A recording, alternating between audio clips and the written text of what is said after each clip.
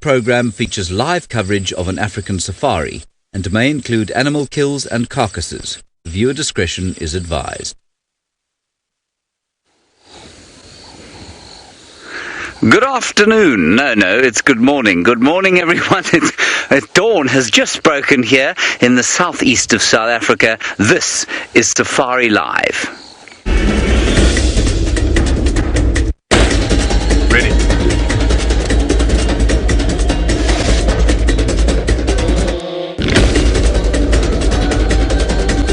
Standing by.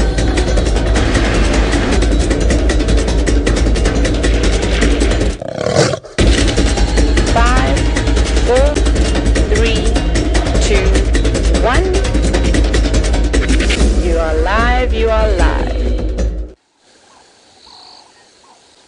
It's wonderful to be with you again as the dawn has broken, not in the southeast of South Africa. We haven't moved. It is in fact the northeast corner of South Africa, the western fringes of the Great Kruger National Park. My name is James Henry and you are on a live safari, well, as many of you have been for many years now, and it is great to have you with us again. Hashtag Safari Live is the best way to get hold of us, and that's on Twitter. Otherwise, you can send us an email, questions at WildEarthTV. It'd be lovely to talk to you on either of those platforms.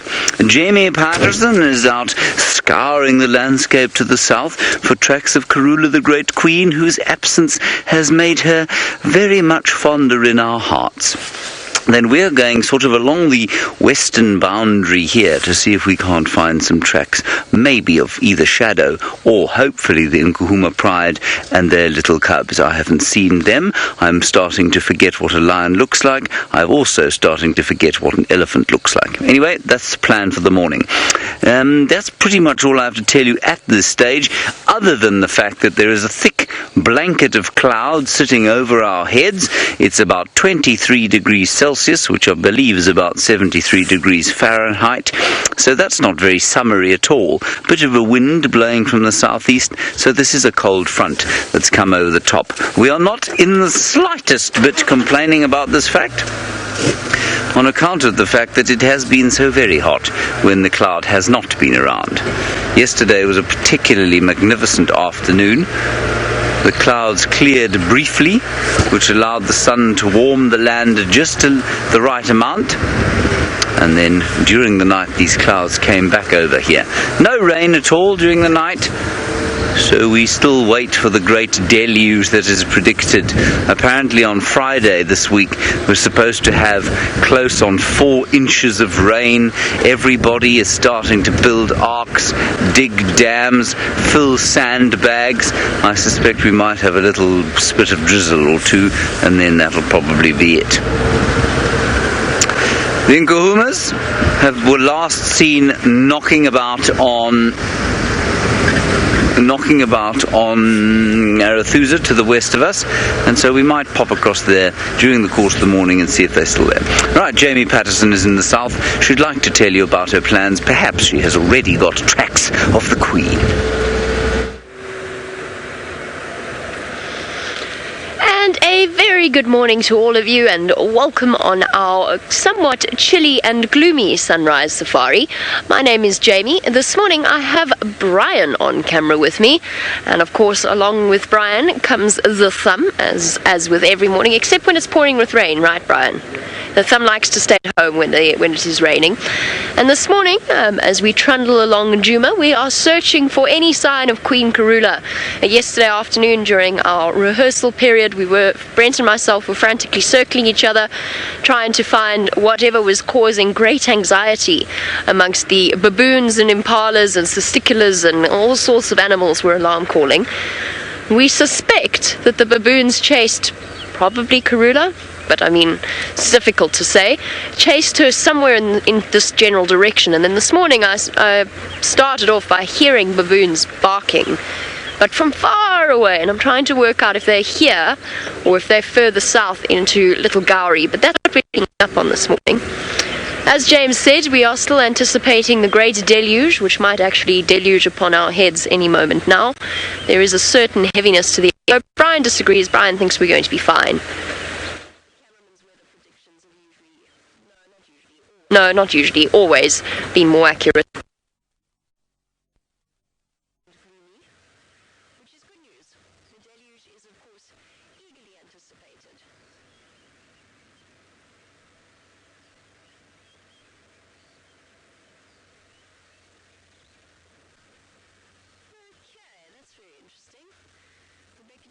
can't hear me. Can you hear me? Should I do it in sign language?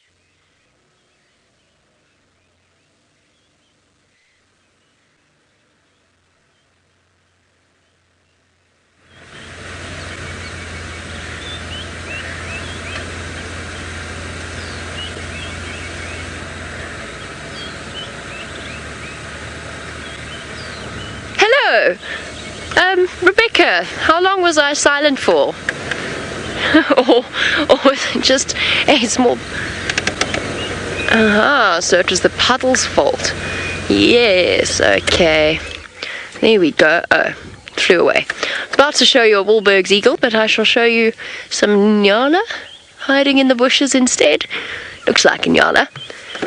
There's been no Nyala barks, which means that whatever it was that the baboons have seen, or whatever has put them in a foul mood this morning, it has not upset the Nyala. I don't see any signs of nervousness or tension. They don't look as though Karula's just come strolling through. Little teenage boy in front and an adult bull's bottom at the back. Good morning, lovely Nyala. With the rain, of course, it has become the general game have dispersed. And I use the word general game very loosely. The antelope, the buffalo, giraffe, elephant, they have moved into a much less concentrated area, which means that we hardly ever encounter them. So when I went round the corner yesterday during the rehearsal and found a big bull elephant, I was chuffed beyond words until I realized that he was in fact in must and actually rather grumpy. So I'm hoping that this morning we might see some elephants, if we don't manage to find Karula, of course, but it would be very nice. And as James said, the great deluge that we're expecting at some point, karma is going to come back and bite us, because we've been teasing Stef endlessly about the fact that he had us, had us, but that we were all filling sandbags in order to prepare for the great flood that has yet to arrive. And I have a feeling that at some point it is going to come, and when it does, we are going to be seriously grateful for the number of preparations that Stef has put in place. But for now, we have been endlessly teasing him about the great deluge that never came. But wait, the summer is still young. Our little shaggy Impala hasn't quite got the dark coat of an adult. If I had to guess at an age, mind you, it would probably be around 1.5 years. Just judging by the growth of his horns. They usually start to grow their horns at about 6 months, very similar to Impala. And of course those beautiful white splodges on his face that look like tribal paint, war paint. Is he eating white berries, or is he just eating around them? No, I think he's eating a potato bush. It's a nice time of year for these animals. There's lots of green stuff available, and there's also lots and lots of fruit, which of course Nyala will eat. And just as all of the other animals will capitalize on the presence of fruit in the trees. It's for a limited time only, so they have to make the most of it while they can. Alright, these baboons have been completely silent now, but let's go and see if we can't figure out where they were at least. I think maybe they were just having a morning shout. And a very good morning to Ilana, who would like to know, because we of course have our television special on Thursday, which is tomorrow. It's tomorrow. And also we'll have our series for 8 weeks starting on January, the 1st of January, which of course we are all exceptionally excited. This is a really wonderful opportunity. But Ilana would like to know, because of course it is only broadcasted to the US on television. Ilana, you want to know if you will still be able to watch online. Yes, you will. You will still be able to watch online. You will still be able to send us through questions, as you always have done. And actually the best part of it, Ilana, is that you don't have to watch the ads. So for our television show, there will always be ad breaks in the middle, which is why we practice them, because if we miss the timing, it doesn't look very good, does it? If we're in mid-sentence and all of a sudden it cuts to somebody selling detergent or something like that. So that's why we practice our ad break timing as regularly as we do. It's surprisingly difficult to end exactly where you need to, but you will be able to watch it. The internet shows will not have any ad breaks. They will continue as normal as they have always done. So nobody actually misses out, except for the few private rehearsals that we have. And we have to do the private rehearsals because there are certain things that we like to keep a surprise. We have certain things that need to be kept off the internet initially before we premiere them during our television shows. Roll-ins and background to our characters and other exciting things that I'm not going to go into detail because that would ruin the surprise regardless. But yes, you will be able to watch it on the internet.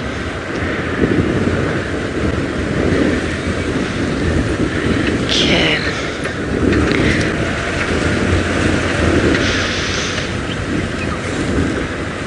No sign of Karula in her favorite spot. I have a feeling she is here. I have a feeling she's on Djuma. It's just a matter of figuring out where exactly she is. And the past few TV shows that we have done have always been, it's been astounding actually, the way in which nature has somehow pulled it out of the bag for us. And not that nature's doing anything except what she normally does. We've just been exceptionally lucky, excuse me, with the things that we've got to see. Hopefully there is a repeat of that, and the fact that we've had something of a drought when it comes to sightings, hopefully that will be broken tomorrow.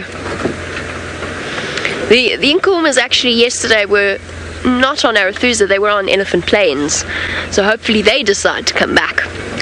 Right, speaking of the Inkupumas and the search for them that continues, let's head over to James to find out how his is going.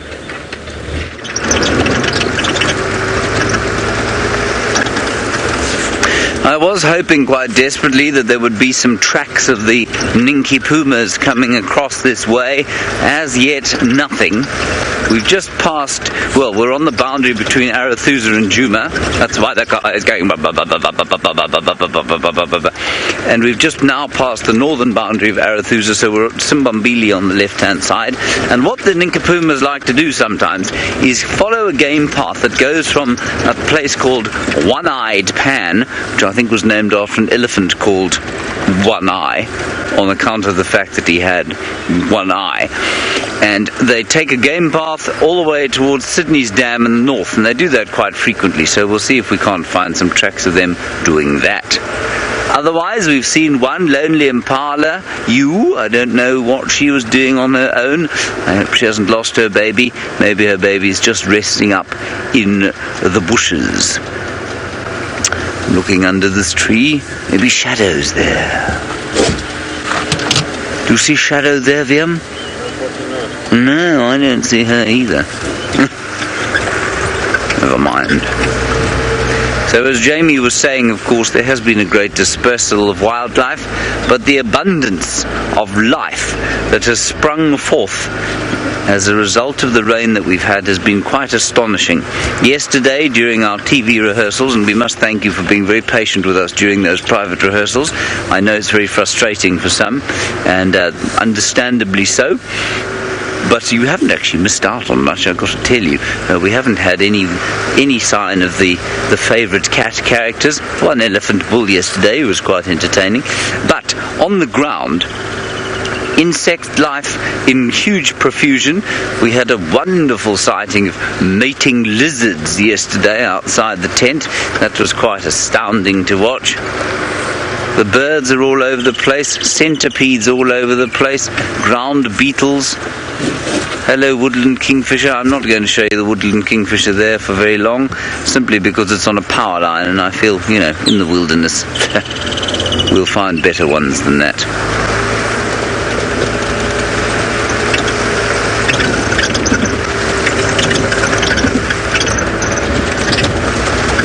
Hello, Ace Hack.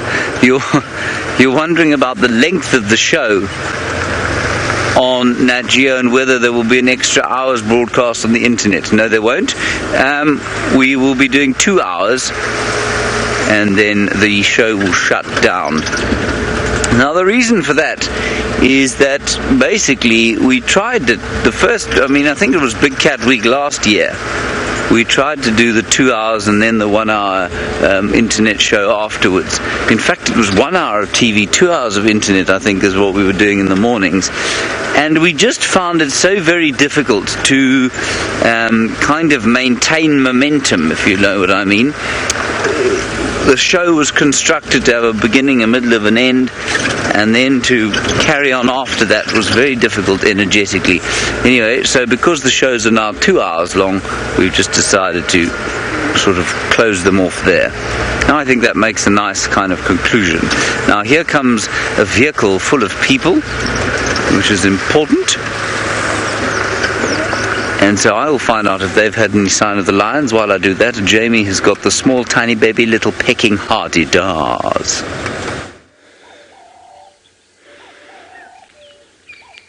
Still small baby and little, but definitely looking more and more like actual adult Hadede each and every single day. Good morning, you three. And how are we?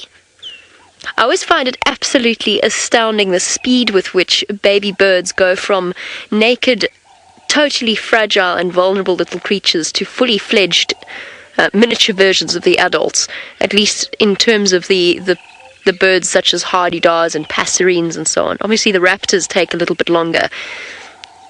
But already over the course of the last few weeks, we've seen these little things change from fluffy little creatures to now, if you look closely, you can start to see the adult feathers coming through. The one on the right is undoubtedly, I don't want to call it the runt. I don't suppose you can really use that term for baby birds. He's not the runt of the litter, he's just one of the later hatchlings. This one's clearly a day or two behind in terms of development. It's much, much smaller than its siblings. Oh, and getting jostled, which is inevitable in a day in the life of a tiny chick. Actually, no, I'm wrong, I'm sorry. It looks as though the two in the front are smaller than the one at the back. And there's lots of jostling for space happening. Oh, a bit of allo grooming. Searching for ticks and mites. Interestingly enough, Brian just pointed this out to me. One of them went to defecate and waddled to the edge of the nest and defecated outside of the nest and then went back in. So, like quite a few birds, they've clearly, oh, feed me, mommy, feed me, breakfast.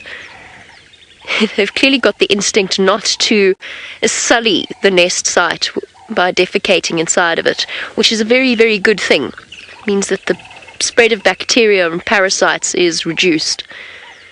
Hello, Mom. I assume you are Mom. I'm pretty sure that with Hadede ibis, Mom spends most of the time looking after babies. They got all excited there. They thought she was going to bring them something to eat.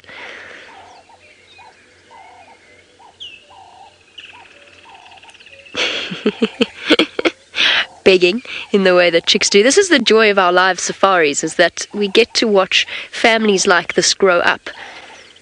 It's going to be absolutely amazing keeping track of your screenshots and having a look at the way in which they've changed day to day and week by week.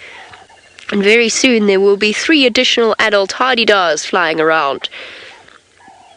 I'd love to know what age they start to make that sound. The wah wah Hadede sound. Perhaps it's my imagination, but that female does look a little bit exhausted and run down, rather harried. Your mum doesn't have anything for you. Ravenous creatures.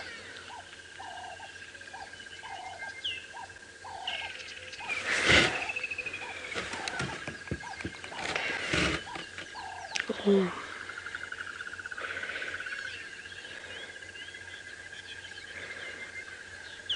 Watching anxiously over her shoulder. I can hear a lion roaring in Little Gowrie, which I think we're going to hope that decides to come north. It sounds like a male. So we'll stick for now with our Hadede family. Watch them go about their daily business.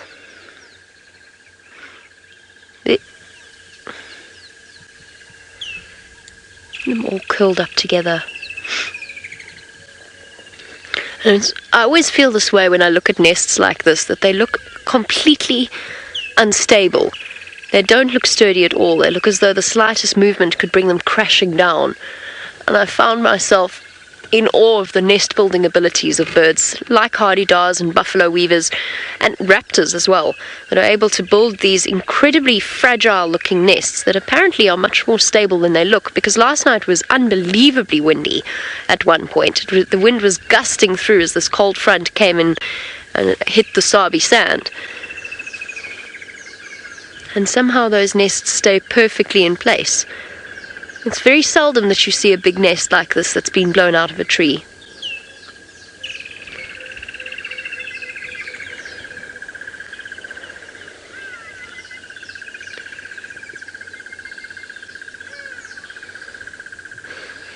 Now, Ellie, you want to know, while we watch our baby birds beg Mom for food, I feel for her. He wants to know how baby birds avoid getting cramps or deformities by sitting still in the nest all the time. I think it's just a case of relatively regular movement. They do get up and stretch their legs and move up and down a little bit. Just earlier on, when we first got here, all three of them were stretching out their wings and probably strengthening their wing muscles. And I think you'll probably find that the muscle structure of birds, will definitely find that the muscle structure of birds is subtly different from that of people as well. Of course, we know that their way of breathing and their terms of, or their way of approaching oxygen distribution with air pockets inside their bodies as well as inside their lungs is also adapted for being able to fly and being able to do something that is that high energy or that energy intensive.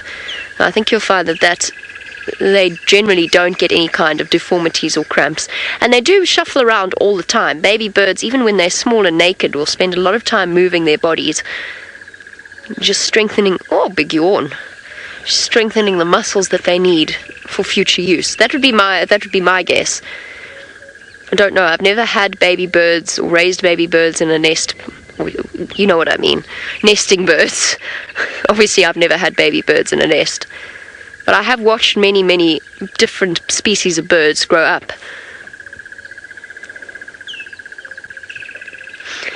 All the way up here, they are relatively protected from quite a few threats. But Claire, you want to know how many of these baby chicks will survive? I think all three of them potentially could, provided they don't get unlucky. And by unlucky, I mean their discovery by something like a caracal or a serval. A serval is probably more likely, although a serval is more common here. It's less likely to climb all the way to the top of this tree. A leopard would.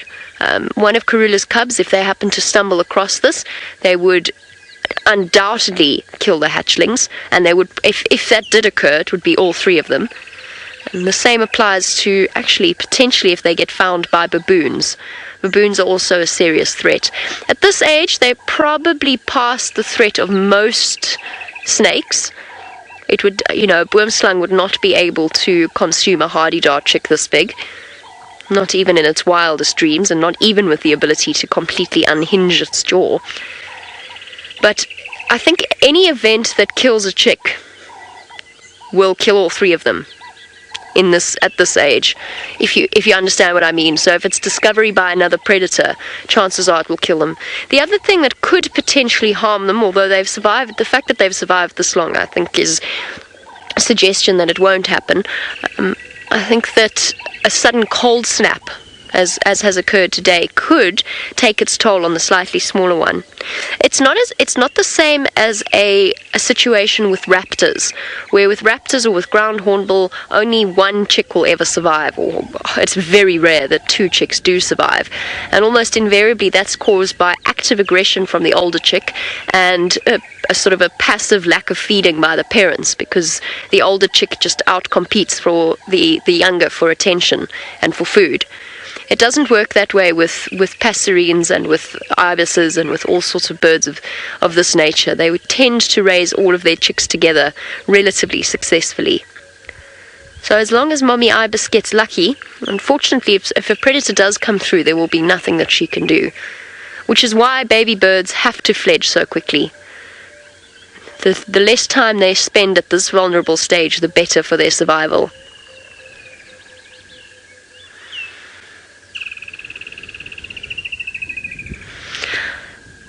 Michael's asked a question that I've been thinking of as well, and that I don't actually know the answer to.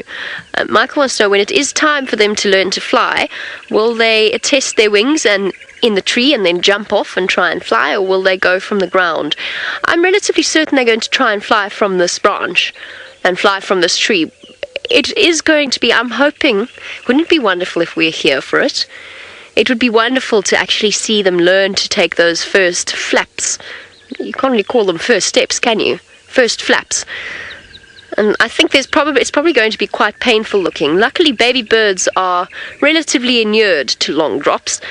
A lot of baby birds, like goslings and ducklings, they are off stage of a tree onto the ground. Well, I think they're probably going to launch themselves from this tree, but I don't think they're going to be successful. I think it's going to be a little bit of a tumble and a thump onto the ground, and from there then they'll try and flap up and fly up from the ground itself. That would be my guess, Michael. I've never seen baby hardy-daws learn to fly, but that would be my suggestion. They've got to get down somehow. So the initial stages would be thoroughly entertaining and actually probably somewhat concerning to witness as they tumble out of the boughs of this jackalberry tree. It is the perfect home. It's sheltered, it's large, it's spacious, it's covered from aerial predators. Oh, that's another predator that could actually be a danger to them, is a gymnogene or a harrier hawk. All in all, I think we've been very fortunate to have this hardy-daw ibis nest. It provided us with a huge amount of ability to actually learn about the way in which this process works. See what a beautiful tree it is? And a very good morning to Aaron. Now, Aaron, what we should do actually is we should go back to, now I'm just thinking aloud, this wasn't your question at all, but I was thinking that we should go back and actually plot the time of development of these chicks and work out exactly how long it has taken them to fledge. But Aaron wants to know which chicks will leave the nest the soonest. I would guess and say one of the smaller passerines. And by that I'm talking utternuns, because the ground nesting birds leave the nest as soon as they hatch. So they are born precocial. As soon as they hatch from the little scrapes in the ground that their moms make, they will be up and bobbing along with her. So that applies to lapwings, bronze-winged coursers, Temminck's coursers, all of the ground nesting birds. What are you doing, little one? Settling in for a nap. Oh, that jostling. Must be very uncomfortable having to share your nest with two siblings. Yeah, Mum. I'm begging for food. But Aaron, I know that's actually not what you meant. I think you were thinking along the lines of nesting birds with altricial chicks, in other words, underdeveloped chicks. And my guess would be for those, probably something small. The smaller they are, I imagine, the faster they will fledge. And so you're probably looking at something like a waxbill or a flycatcher would be my guess in terms of fledging time. I can actually find out for you, Aaron, and get back to you on that, or at least try and get into that sort of, get a rough idea as to which family group. But obviously the ground nesting birds would be the most rapid. The longest, ground hornbills, raptors, a lot of the raptor species, they're going to take a long time to fledge.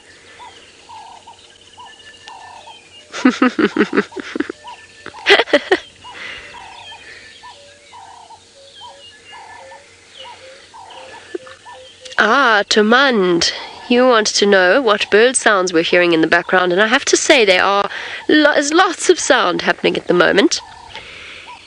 There is a woodland kingfisher, as is always inevitable, the chirp, and then very dominantly the Cape turtle dove, or the ring-necked dove.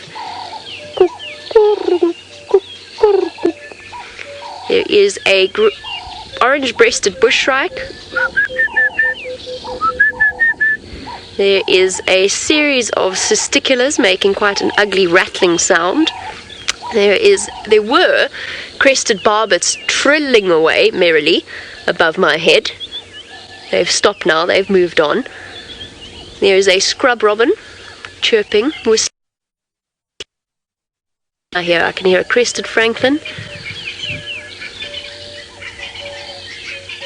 And I can hear an emerald spotted wood dove So let's go through those. Hold on. I'm going to play with my ability to do this now. Hopefully it works. Right.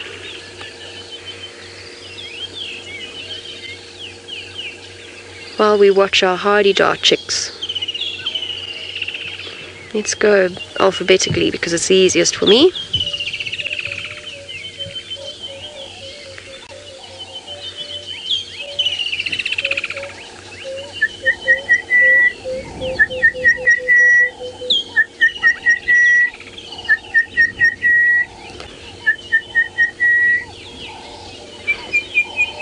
That is the orange-breasted bushshrike. I'm just calling. Could you hear that clearly, Brian? Cool. Thank you. Now let's go back. I don't know how to do this. Oh goodness. I finally managed to get my bird app back up and running.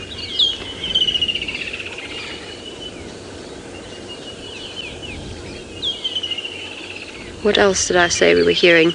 Let me play you the emerald spotted wood dove because that was probably the most faint of all of the calls that we were hearing.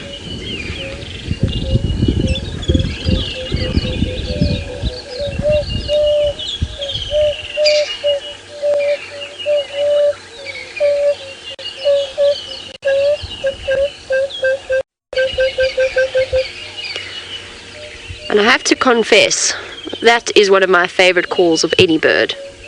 I love that call. I think it's utterly beautiful. There he's calling there. Calling back to me. And then of course, this is what this Hadede ibis would sound like if she were to call. Perhaps not quite as beautiful as the dawn chorus, or some of the calls.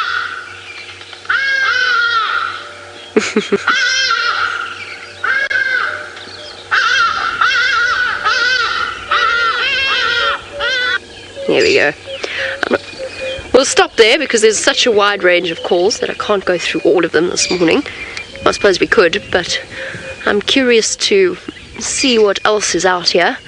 This is my favorite time to be out, first thing in the morning, so I think we'll leave our Hadede chicks to go about their morning stretches, and we'll go and search and see if we can't find that lion that's been calling over in this direction. Bye-bye, Hadidas. Oh, I'm going to pretend I didn't feel that, Brian, but I don't know that the pretense is going to last very long. It is raining. It is dripping upon my head. Oh dear. Oh well, we have rain covers. We'll be fine.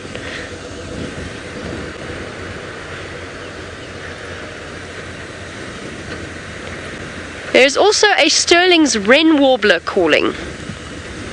I heard it briefly earlier. And a brew as well. Lots and lots of birds chirping away merrily on this cold and rainy morning. For them it's perfect. It's not too hot. There's the prospect of all sorts of bugs being out. Oh, look at that. The foam nest frogs have been busy. Here we go. Inside there are thousands of little frog eggs that will of course become little tadpoles in the not too distant future. Then the foam disintegrates and they drop down into the puddle below them. And foam nest frogs take a bit of a risk when they do something like this, in that the tadpoles have to hatch and metamorphosize into the adult frogs before the puddle dries up. And they take that risk because those sorts of puddles are less likely to have large enemies, large fish or crocodiles, something that might eat the tadpoles. I nearly called them termites for some bizarre reason. They would eat the tadpoles, so they keep them safe in that way. But of course it's always a risky game, because we could have the next 5 days could be 40 degrees and over, in which case that puddle will be dry before the tadpoles have had a chance to develop. So a foam nest frog, it's the same one that lives in my room, or that has been living in my bedroom, and that foam is made by the female and the male as they're mating and as she's laying her eggs. She rapidly beats her legs together while she secretes that substance and turns it into a foam. Hence the name foam nest frog. Relatively self-explanatory.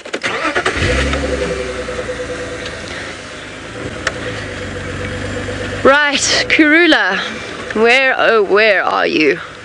It feels a little bit like a needle in a haystack search at the moment. It's so hard to see tracks.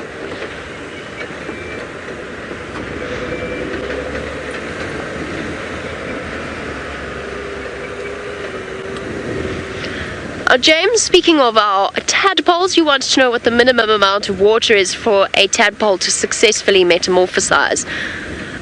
I have absolutely no idea, James. I really, honestly, I'm not sure. Obviously, they need to have sufficient food in order to eat, in order to grow, in order to metamorphosize, in the form of mosquito larvae. But a mosquito larvae can occur in tiny, tiny little puddles. So perhaps just a tiny puddle is what's necessary, but I'm honestly not sure. But I suppose a minimum amount of water is a difficult one, because they could probably metamorphosize in a small puddle, but a small puddle is going to last for less than a day if it gets really hot out here. Especially if something comes and wallows in it, then it's going to dry up even faster. So I'm not 100% sure about what the absolute minimum water level requirement for a tadpole is. I have no idea. I'd be guessing if I did tell you.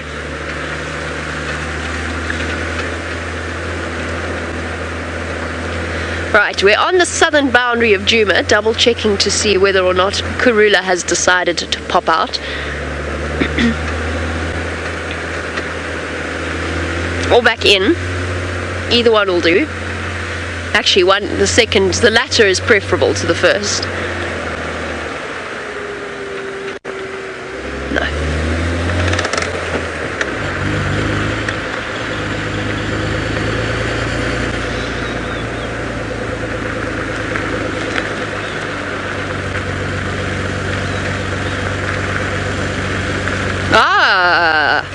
Good thinking from Lou in Final Control.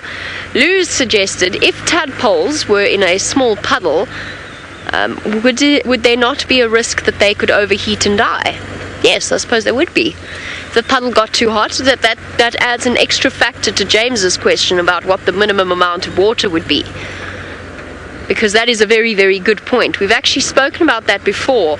As the water levels of Buffelshoek Dam, for example, dropped, we spoke about the fact that a lot of the tilapia were probably cooking, because the water, of course, once it does absorb heat, it takes a lot longer than air to release that heat or to cool down. Yes, probably they could cook in a puddle. I don't see why not. It's a horrible thought, but it is entirely possible, and that does actually change the size of the puddle that they would need in order to survive. Of course, that depends on the temperature. We could have 5 days like this, and they'd be absolutely fine.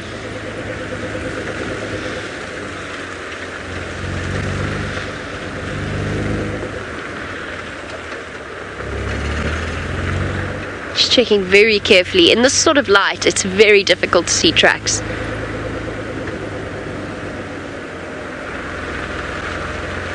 And J. Bob, which immediately makes me think of Jay and Bob. J. Bob, you want to know how long it takes a tadpole to grow its legs. As far as I know, it differs. Oh, how marvelous. What a lovely, lovely, lovely surprise. Thank you, Brian. J. Bob, can you hold off on that thought for 1 second? Because there is an animal I have not seen in a...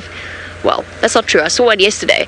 But I haven't seen a breeding herd in a very, very long time. It's gone to Weaver's Nest. Yay! Elephants! How exciting.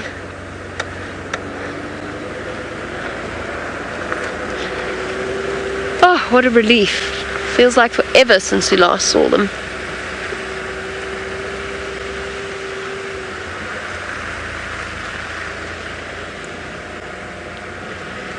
Right, let's see what sort of a mood they're in.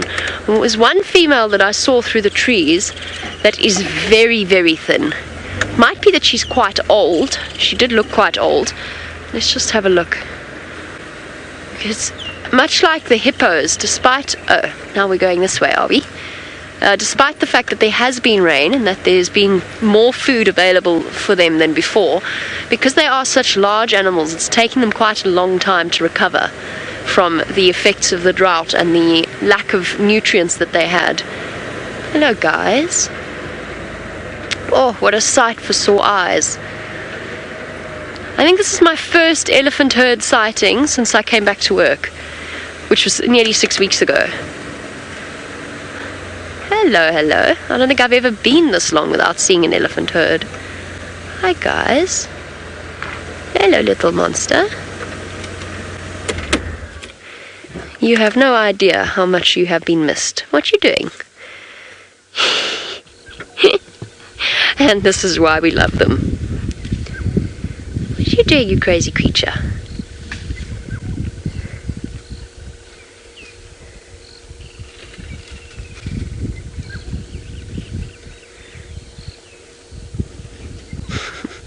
Standing on the trees. Oh, very special. And they are about to cross south. I'm just going to wait for this little one to come through so that she can catch up with the rest of her family. And what have you got to say for yourself? Hello, big girl. Hello, big girl. Aren't you lovely? Hey? Aren't you a lovely girl? We have missed you so much. We really, really have.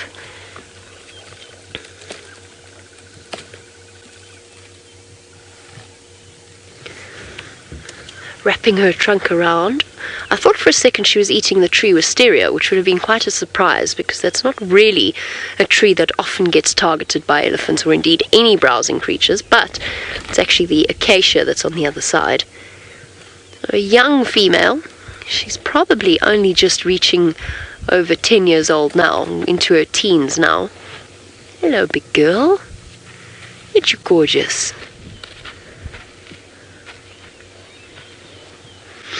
It's amazing how empty the bush feels without them around.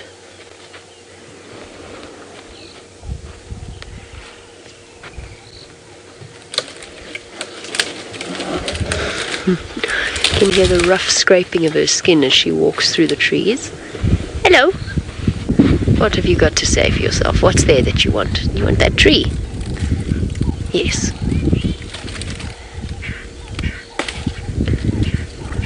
Their thick skin completely impervious to the scratches of the thorns against it. And those long eyelashes to protect her eyes from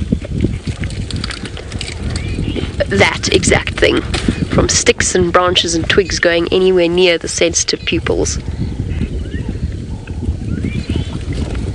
Very beautiful girl. We're going to spend as long as we possibly can with our elephant herd. In the meantime, let's head over to James, who is at a dam at Arathusa.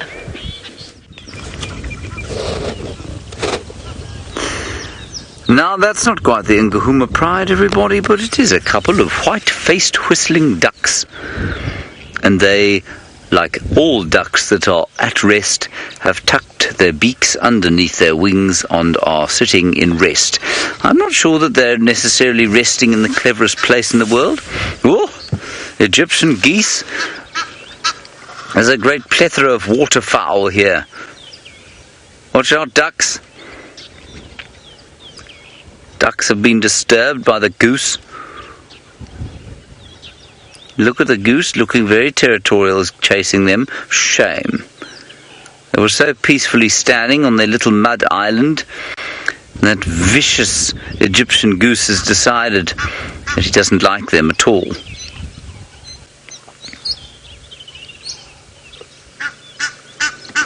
Oh dear. Duck fight.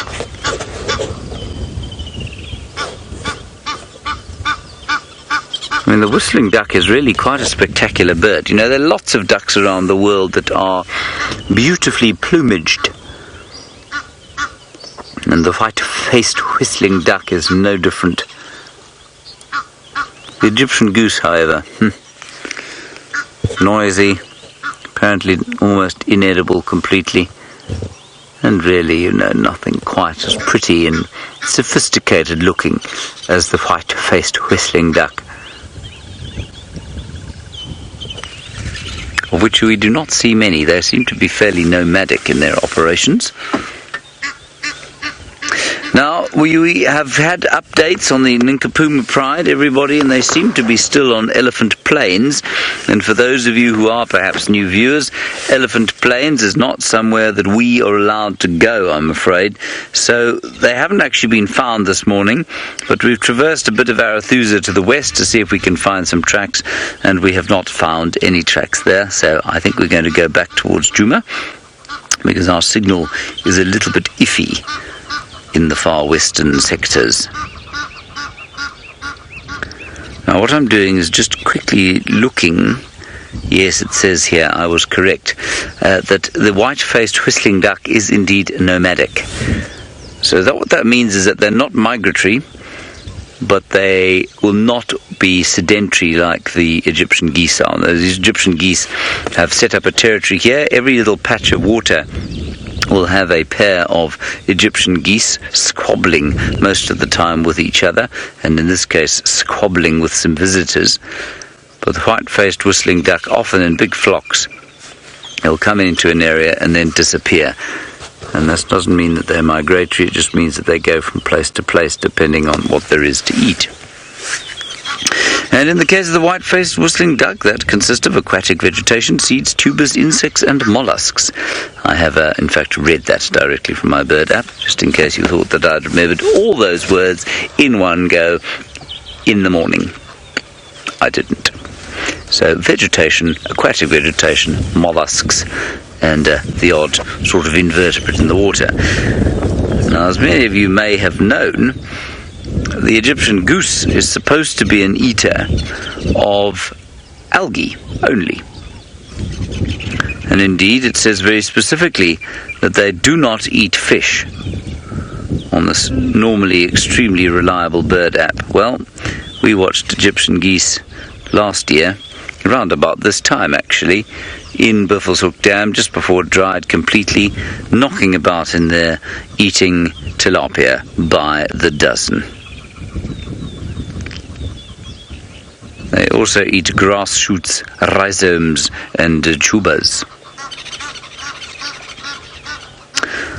Now while we look at those two who are deciding how to best sort of get rid of the intruders that have come into their lands, dark tranquility, yes indeed, that's what I said, dark tranquility. You would like to know what the whistling duck sounds like. Does it in fact whistle? Well, I will make the sound first and then I will play it for you on my app. I think it goes...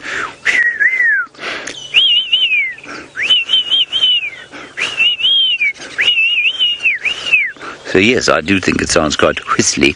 Here we go. Are you ready? Dark tranquility. I hope that you're feeling not very dark today. Oh dear. I think the water is playing havoc slightly with my bird application.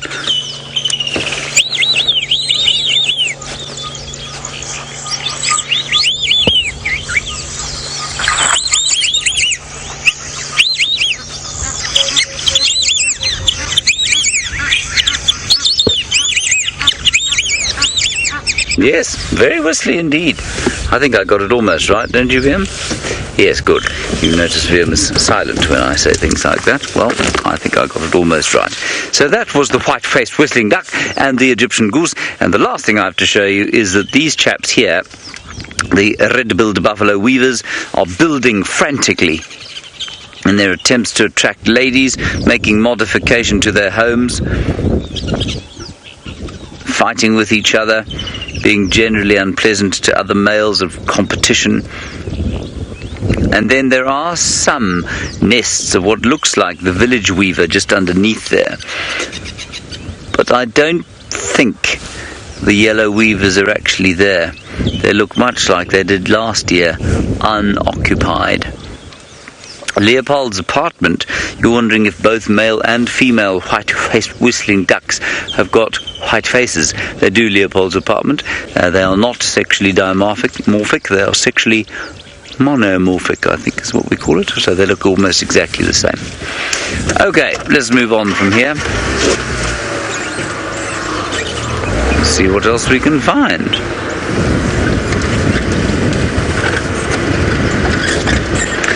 James, you're wondering if the white-faced whistling duck is the only whistling duck species that occurs here. I don't know of another great whistling duck. Do you perhaps know them as a group of ducks? Yeah. But I'm pretty sure... Oh no, we have the fulvous whistling duck. I didn't realize the fulvous duck was a whistler. We shall listen to him. He doesn't really whistle though, does he? It's more like a squeaking duck, yes. Very unimpressive. So those are the two supposed whistling ducks, and I suspect they're both called whistling duck because they belong to the same genus. Do they? They do. Dendrocygna. Dendrocygna.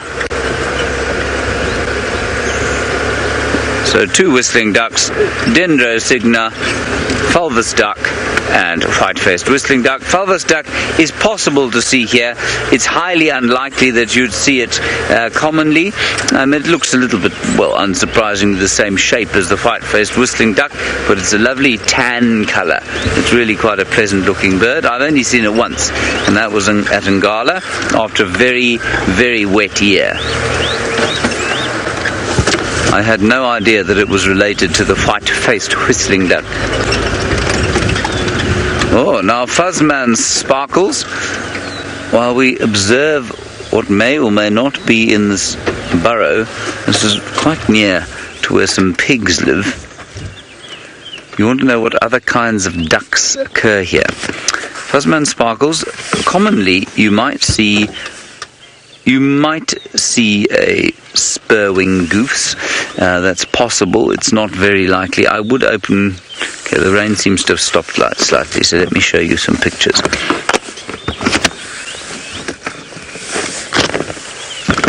Okay. Let me take out the ducks. I do like ducks, I must say. I find a good duck sighting very peaceful. Right, so we would find... There you are. There's the white-faced whistling duck, and there is the fulvous duck, the two Dendrocygna species. White-backed, yes, possible we get here. Not very common, though. Highly unlikely. Only after a lot of rain. Pygmy goose I've seen once in this area. Shell duck I've not seen in this area, and we don't find them here. Egyptian goose, obviously. Yep. Hottentot teal. Yeah, I haven't seen one around here. It is possible. Red-billed teal, possible. Again, this is normally, most of these ducks you'll only find here after some massive, massive rains. Likewise, southern pochard and the Makoa duck, not found here at all. That's quite a pretty duck. Cape shoveler? No, not really. Northern shoveler? No, not really. Cape teal? Nothing really on that page there. Black duck, yes. Black duck a lot more common. African black duck and yellow-billed duck, a very common species, and you will find them every so often.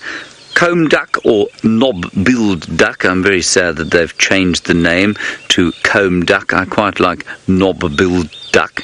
You'd find them quite commonly.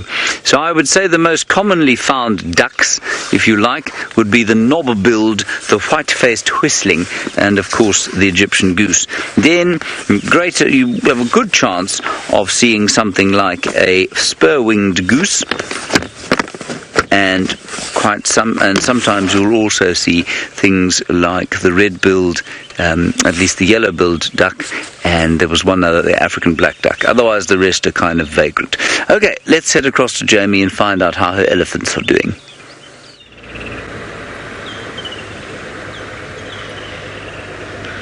Very very sadly, our elephants have gone across our boundary and into a place called Little Gowrie, which is on my left-hand side. They went south and moved off in that general direction, I guess going to wherever there's some nice food for them.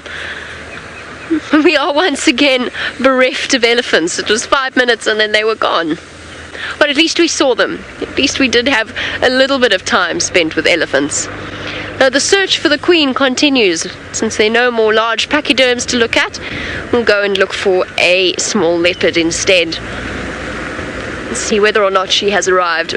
Brian and myself have put on our rain covers. We had to leave the elephants to do so because the last thing I think they wanted to see was the flapping of bright green rain covers going on a vehicle. So we've got our rain covers on. The drizzle is here. Not too heavy just yet though. I think we're fine with just our rain covers and not a roof. Oh, J Bob, talking about tadpoles. I nearly lost my words there. We're talking about tadpoles, so it's very dependent on the species as to how long a tadpole will take to turn into a frog. I've read recently that there are some species, and I don't think any of them occur in South Africa or Southern Africa, at least not in this part of Southern Africa. There are some species that can take 8 months to develop into adult frogs, but generally the average time span is a couple of weeks, between 2 to 6 weeks, that the tadpoles go from tadpoley to froggy, to adult frogs. And it's a massive change. I mean, I know we all learnt about it when we were in school and you had the diagrams of how the tail disappears and the legs grow, but it is one of those astounding things about nature when you really think about it, that something can change from something. It's fine, I do wasp. I'm a little bit wary of those because they sting really painfully. It nearly flew into my face. Just had to do a rapid duck out of the way. It wasn't targeting me. It was just that I happened to be in its flight path.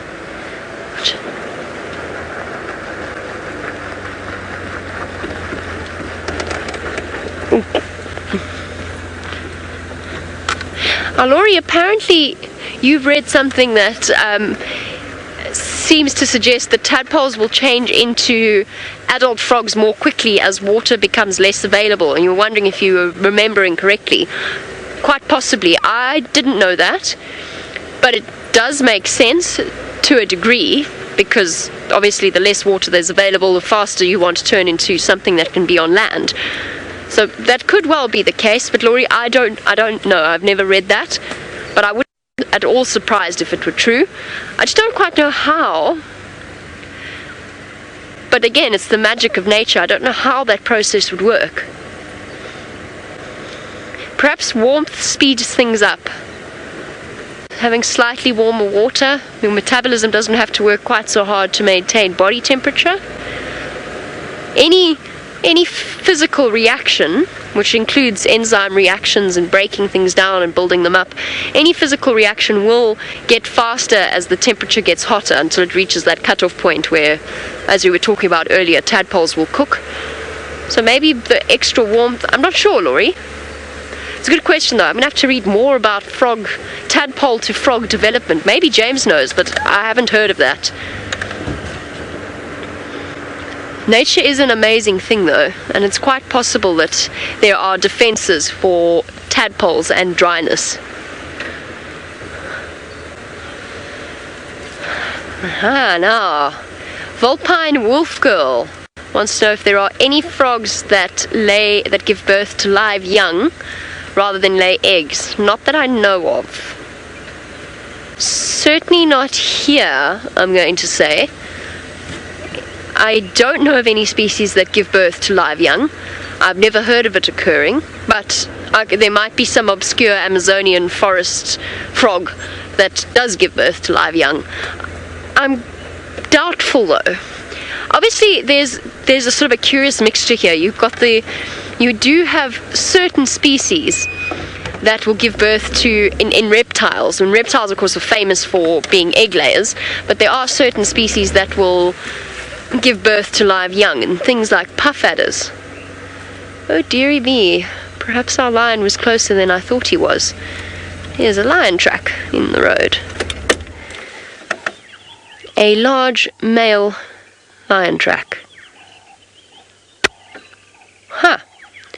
That is a surprise. I wonder where he has been hiding. Beautiful in the sun. You should go and find him, don't you, Brian? That would be nice. Hopefully he keeps roaring, because it is rainy this morning and quite cool, which means that he's going to still be moving, but he might also be doing his territorial markings and his territorial patrol, and that will also involve a few good roars. I must have just missed him. I've just come from that side. I wonder if he watched me put my rain covers on. What are we talking about? Oh yes, live births. Reptiles, which are probably the closest comparable things to amphibians, or fish. Fish maybe would be a better one. Reptiles, you do of course have reptiles that give birth to live young. It's called oviviparity, and it's quite an unusual trait. A lot more common in the adders, puff adders, night adders, those sorts of snakes. I'm not sure about frogs. I really am not. I've never heard of it, but that doesn't mean it doesn't happen. Ooh, whoopsie. I think he's just cut the corner here. Our predators do like to walk on road,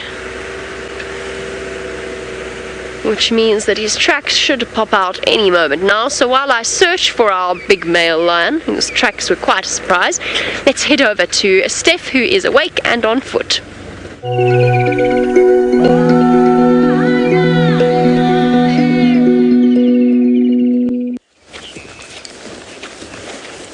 Well, hello, good morning to everybody out there from the bushwalk this morning. A much cloudier day than it was yesterday, or the day before for that matter of fact. I'm Stef and today we have got David on the camera behind you. Yes, he hasn't walked in a while with us. It's going to be fun. He says things have changed in the 2 weeks since he was last in front of the camera, and I must say I think that's a little bit of an understatement. Literally as little as 2-3 weeks ago we were doing between 3 and about 5 miles a walk. Nowadays we're literally doing a couple of 100 yards. Finding whatever's coming out of the woodwork as being quite exciting, and that is precisely what we're going to be doing today. We're going to be finding you a whole bunch of small things. Hopefully if the rain, I don't want to say stays away, because we wished away the rain last year and look what happened to that, and kill a whole bunch of stuff. So we are going to be looking for some small things today. Hopefully there are some lions hanging around the property, as you would no doubt have been involved with Jamie on the search, Jamie and James. So hopefully they come out of the south. Sounds like they're coming this way, so hold thumbs. Now, what is the plan for today? In actual fact, probably not to go too far. As I'm standing here right now, I'm getting a bit wet. So it looks like some squall is coming out of the south and the west over there, which is fairly common. It's not an uncommon thing to have rain come out of that way. They did predict a lot of rain over the next sort of 48 hours or so. Somewhere in the next 48 hours they've predicted a lot of rain, which is a good thing. Rain is always a good thing. We're looking forward to it. But I'm back on quarantine again, mostly because I want to find you that garbage bag that baboon spiders spin. For the life of me, I have not managed to find another one since the first one I so easily found when I figured out that these tarantulas, or that these baboon spiders do spin these refuse bags at the beginning of the summer. They do a little bit of a spring clean, and I'm really wanting to show you one. Quarantine, of course, is this massive clearing that you can see in front of me. It stretches in extent, I suppose, about a mile by a mile wide. Maybe not as far as that, probably just less than a mile across by a mile long, and is the part of our exercise track right here. We do laps around this area to keep ourselves looking sleek and slim and fit and trim for all of you.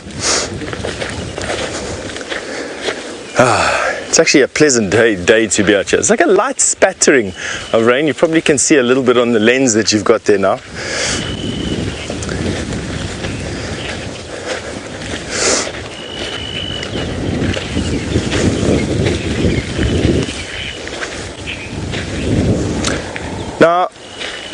I'm being told, as I'm busy looking for these baboon spiders in this area, that Glory has asked a question that Jamie has put forward to us to answer. Does the increase in water mean that tadpoles go from tadpole to frog a bit quicker, if I get the meaning of the question over there? See how I'm going to answer that question. No, I don't think so. I think that it's a set stage, it's a set period. The frogs need that amount of time to generate enough metabolic energy to go through the transformation that they need. I don't think that is variable. It might be slightly variable, and they are cold-blooded, and that means that environmental temperature dictate and food availability dictate growth rate, and so a warmer climate with more food equals a faster growth rate, and that could accelerate it. So maybe I'll change my answer there and take it away from, of course, the water availability is important. Without water, the frogs will not be able to develop from tadpoles to frogs. So given that there's water of infinitely variable depth, but that there is water there, a very warm temperature, so an average warm temperature and lots of food will mean a faster growth rate, but it's not necessarily dependent on the water. I hope that answered your question. Seems to have answered it for me. Dave, are you happy with that answer? And we've already got our millipede. These guys make such fantastic value out here in these bushwalks. You may have noticed a wiping of the lens there, and that was simply because the rain makes it difficult for David to maintain a clear focus and to give you a nice picture. And so he was just quickly wiping the lens. We can expect a couple more of those. Now what I do want to show you here is have a look at these little passengers, these mites. Now one would think that a mite being present on the body of a millipede like this would be a parasite of some sort, but I've just recently read that these mites are actually passengers from one point to another, and that they feed on fungus that at the time they do a favor to the millipede for. They say thank you very much for the lift, and they clean the body of the millipede of fungus, which is a big problem for insects out here. And then they go from one fungus bed to another because millipedes eat fungus. So they're not parasites on the actual millipede. They are just passengers. Now, of course, there are mites that will feed on millipedes. I'm not a mite expert at all, so it's tough for me to say exactly what this is. They look full and they look like they're feeding on the body. The only place to get into the millipede's body is where the legs come out, and as you can see, there is a mite quite close to the legs over there, and this mite here looks quite full. So tough to say in this particular case, but something that has grabbed my attention, I've been wanting to show you for an age. I've managed to find while talking to you. Dave, you might have to come around this side. I have found the nest of a trapdoor spider. Yes, finally I have found the very, very well camouflaged nest of a trapdoor spider. Here it is right here. It is covered by its silken lid, and have a look why these things are impossible to find. When I close it, it disappears. There is the trapdoor. Let's tease it open.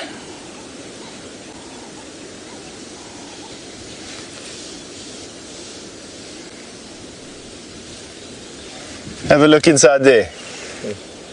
Can everyone see? Yep. So there's a silken tunnel there. Inside will live a trapdoor spider. They will hunt the area directly around their web, setting snare lines, and then when they need to cover up, they just close the lid and it disappears. How amazingly camouflaged is that? I literally have been looking for the last couple of weeks to show you one of these. and I'm so happy I have. Now you get two different types of trapdoor spiders. You get the cork lid trapdoor spider and you get the wafer lid trapdoor spider. This seems to be the wafer lid. You can see it's got quite a skinny lid and it looks like the spider is absent. Isn't that cool? So that's bushwalk to all of you out there. The wafer lid trapdoor spider. And just have a look at that camouflage. Invisible, open. How you'd find them when they are invisible, I wouldn't even begin to be able to tell you. How incredible is that? Yes. Looks like it's getting darker on the horizon there, David.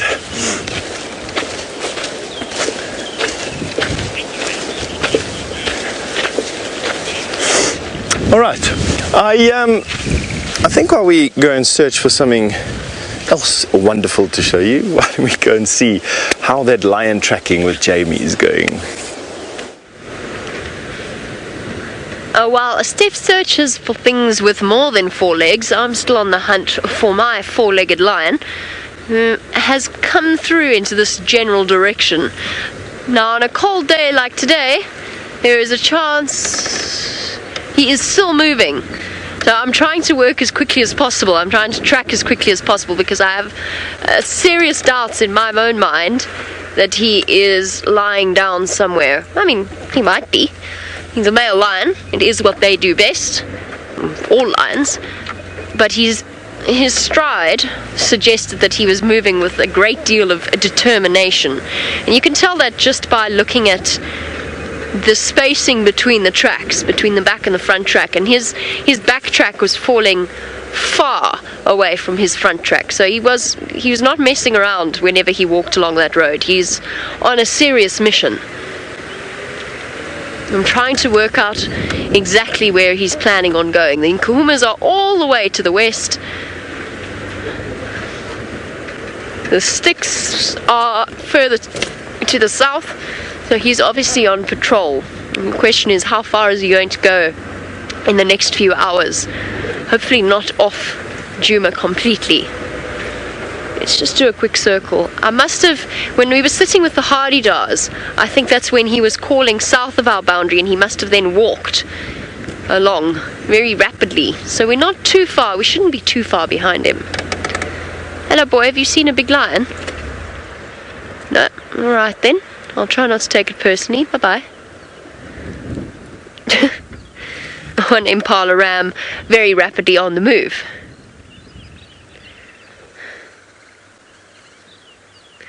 Right, well, we search for Africa's largest predator. Let's go and see what minuscule things Stef has to show you.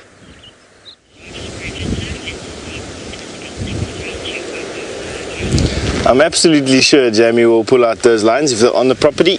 She is an incredibly gifted woman.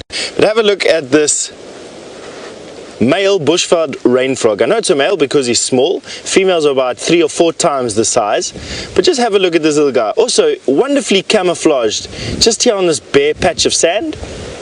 He's in search of a female. That is what he's doing, wandering around this time of the day. He's looking for a female. He will then elicit a bit of a courtship with her, and if she likes him, she will allow him to climb up onto her back, where she exudes a glue, basically carries him around like a little bit of a and basically they stay glued for as long as she needs him to fertilize all her eggs, and then she dissolves the glue and he carries on with his day. So he doesn't really have much say after that. So once he's done his job, he then gets glued to her and she walks around carrying him around as a handbag or a backpack, I should say. But just have a look at how cute this guy's faces are. These bushveld rain frogs, their faces and their facial expressions are for me where it's all at to them. Now you notice I'm not touching him. The reason for that is that frog's skin is quite porous, and we got a lot of oils and acids on our hands, even though, you know, from soaps and detergents and whatnot, and I don't want to touch him and get any of that stuff through his skin. Such a tiny little fellow. Now almost anything will gobble him up, hence that quite cryptic camouflage. They are mainly nocturnal. He's just running around here having been caught, I think, by sunrise and by the cloudy weather. But you can imagine that if he were to sense movement in the darkness and keep still, that he'd be virtually invisible at night time. In actual fact, I think totally invisible for most things, unless something's hunting by sound, of course. So the process by which he mates with a female is called amplexus. Now, Adrian, you've asked if it's true if some frogs can change gender. Let me think. I don't know of any frog, Adrian, in my knowledge base that can change gender. In other words, you're saying that they're hermaphrodites. That's fairly common in the insect world. But as far as I know, females and male frogs are female and male frogs. I'm going to say that, Adrian.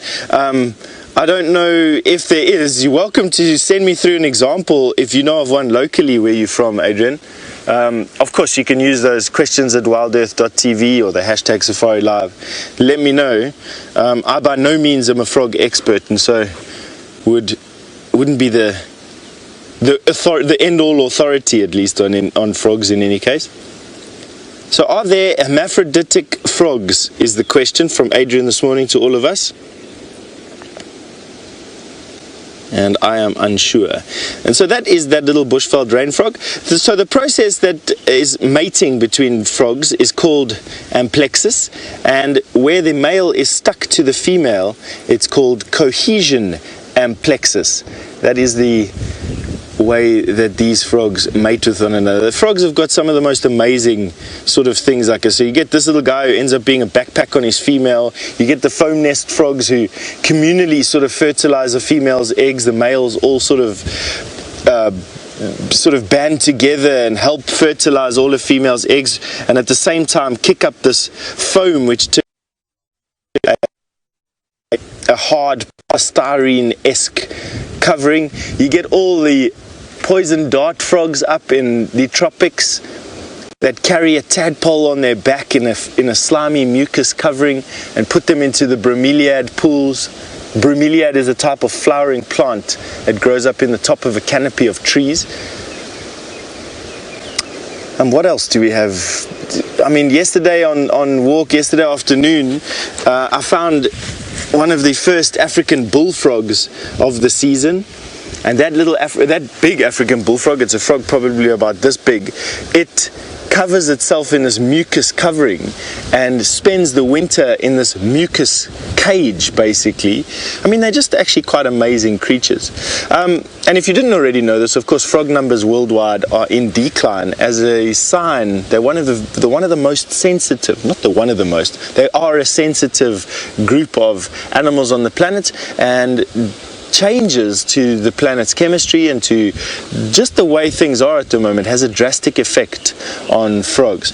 Now, Michael, you asked why are the males so much smaller than the females in this particular case of this little bushveld rain frog? Simply because of that adhesion amplexus. If he was a big bulky male that needed to dominate the female, she wouldn't be able to carry him around easy. So he's at the right size to fight off other males when he is vying for competition, courting with this female. He's at exactly the right size to fight off a male, but at the same time be small enough so that when he's being carried around by the female, that it's not at too high a cost for her. She obviously as well can't get exponentially just bigger and bigger and bigger, simply because she'd need more food that way. And being bigger doesn't necessarily always mean better. So they're at exactly the right sort of size to weight ratio that he needs to be. This time of the year, the females are in burrows. They call from the entrance of burrows, and these males respond to that. And that is exactly what he's busy doing at the moment. Probably also looking for a place to hide out for the rest of the morning. Somewhere cool and where he can stay out of sight. It is very nice. Let's see which direction we're going. I think I'm just going to put my face into the wind this morning, in actual fact. Alright, so some of you are going to be going off for a break, and why don't you stay tuned, because when you get back, Jamie will have more news on her lion tracking, maybe even have the lion.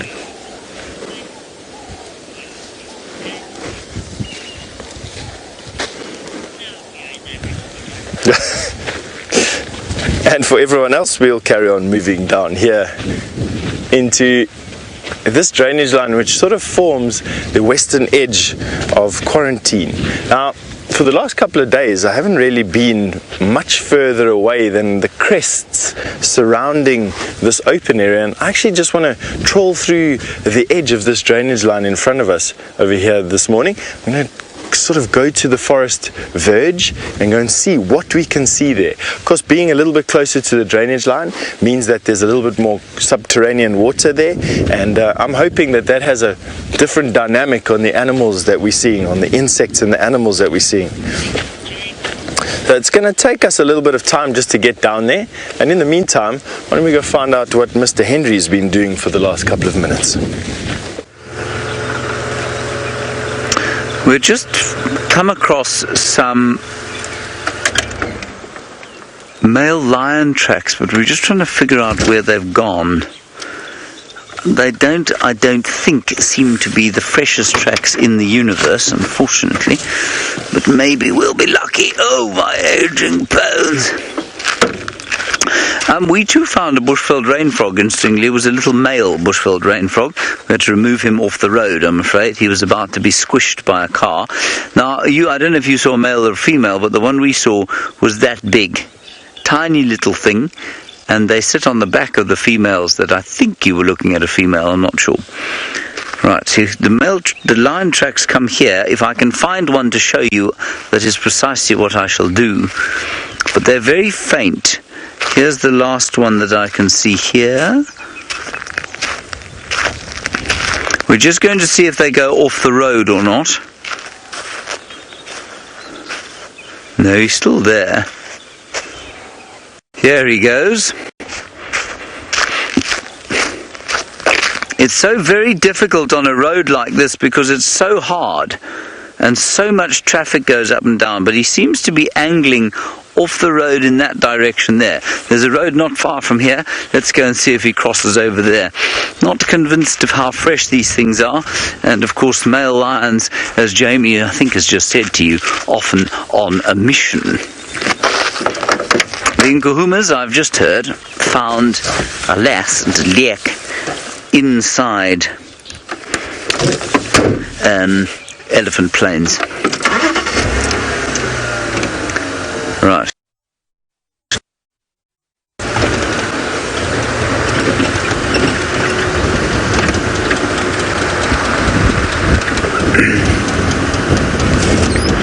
We'll go and drive up this road here and see what we can find. I think Andrew is also around here. Linda, you're wondering about the how we can tell the male from female from the tracks. Same way, Linda, that if you saw tracks along a beach, for example, of human beings, you'd be pretty much able to tell whether they were male, female or child, just from the size. It's just the size. The shape is slightly different, in the same way that a man's foot is wider than a woman's foot normally, unless she's a particularly buxom lady. You'll find that the shape is just slightly different, and they are generally bigger. Now we have 40 seconds to return to our pretend advert break, and these are very important things, and we do thank you for bearing with us while we do these practices, because they are not easy for us to get the timings just right on. Right, we're going back to TV in 20 seconds, everybody. 20 seconds. Are you ready? Things are going to explode. Fireworks are going to go off.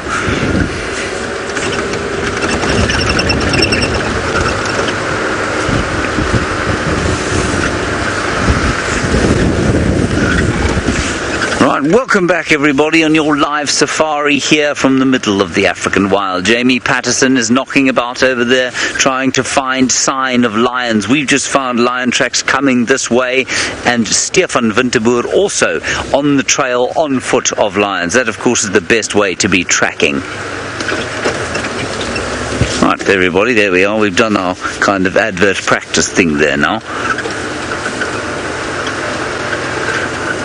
Now we'll just keep an eye out here, see if we can't. I'm just listening to the radio. I think that there are people following male lion tracks far further to the east of where we are now. Yeah, that's exactly right. So I think the same tracks that Jamie had are these ones. They crossed in here, probably went along this road, hit Twin Dams Road and just continued going east. So I don't think we're going to find this fellow on the end of these tracks, I'm afraid. But there might be another male lion. Who knows?